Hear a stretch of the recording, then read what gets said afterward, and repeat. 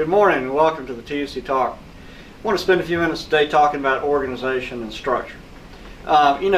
Most folks, I think we have any organization, you have an org chart, and often it looks like this. This is just a typical one. And of course, in an org chart, you often have one where you got the head person at the top, and then you've got people under them all the way down to the bottom. The dilemma with this kind of structure is that sometimes it leaks into our thinking. And it makes us think in a hierarchical way, such as, if I'm up here, I must be better than or superior to this person here. And so this person down here owes all of these people duties. And so we get into the situation in which we think about what the people under us must do for us as opposed to what we might do for them. But, I want to try to defeat that sort of thinking, and so I've been talking to a lot of folks lately, and I've been had some of my staff go out and do surveys and really listen to people on the front lines. And so I think it's an appropriate time to start helping you and helping all of us change our thinking about how our organization works.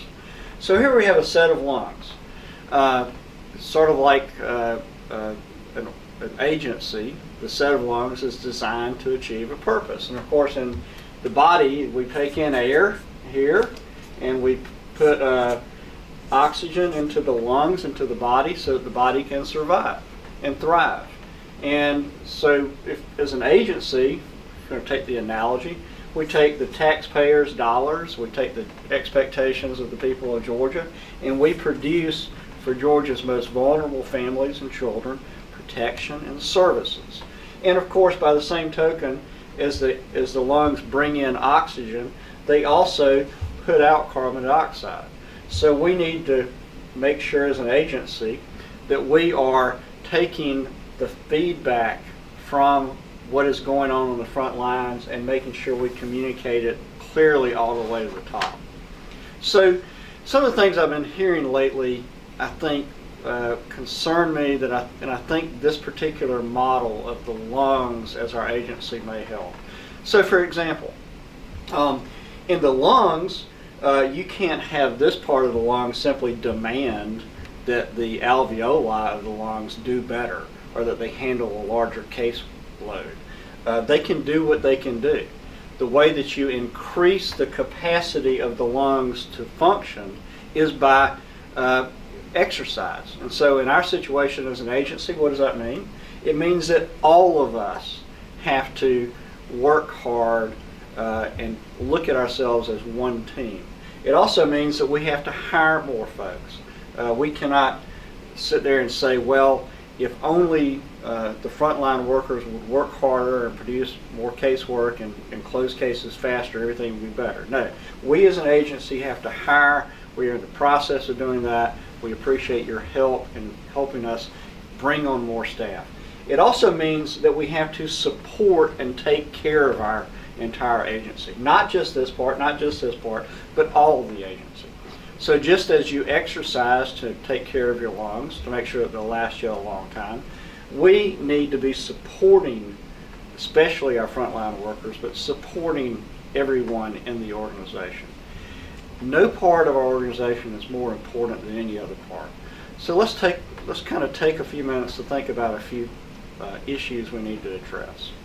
Number one, if you're in a position of management or leadership, if you're a supervisor, please make sure that you are seeing your duty as supporting the workers who may be on your team or in your employ, the professionals who are on the front lines, or if you're in the state office, please understand that your job is to support the field.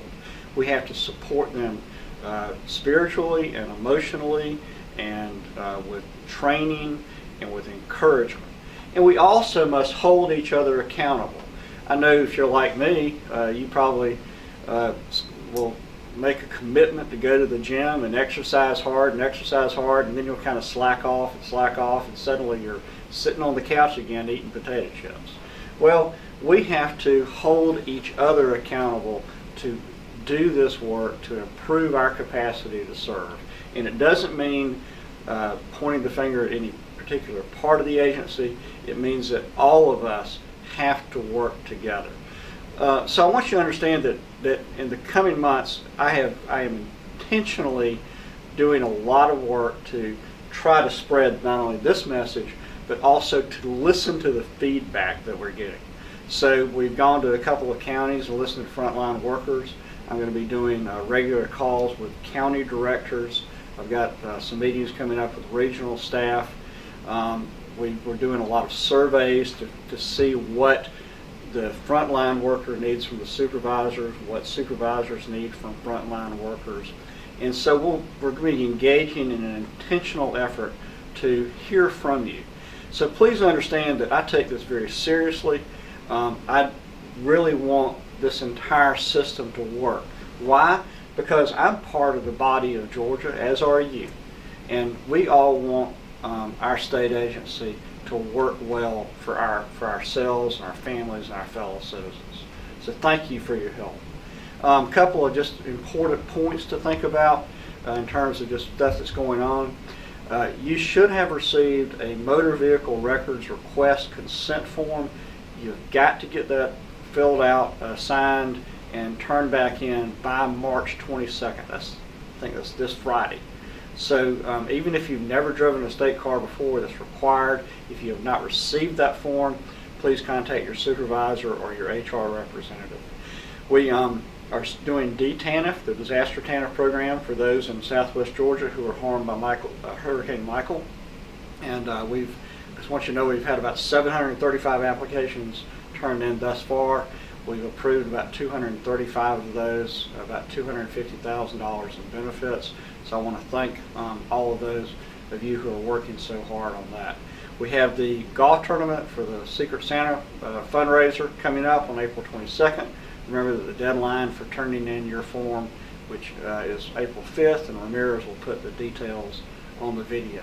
There's a lot going on right now. Still got a couple of weeks left in the legislative session. Everything seems to be going well there. I welcome your feedback. I want us to be a risk-taking, thoughtful, just culture organization. And that means that we all care for each other and that we all hold each other accountable to the work that we're required to do. It ain't easy, but it's darn good work and it's meaningful, and I appreciate your being involved in it. See y'all.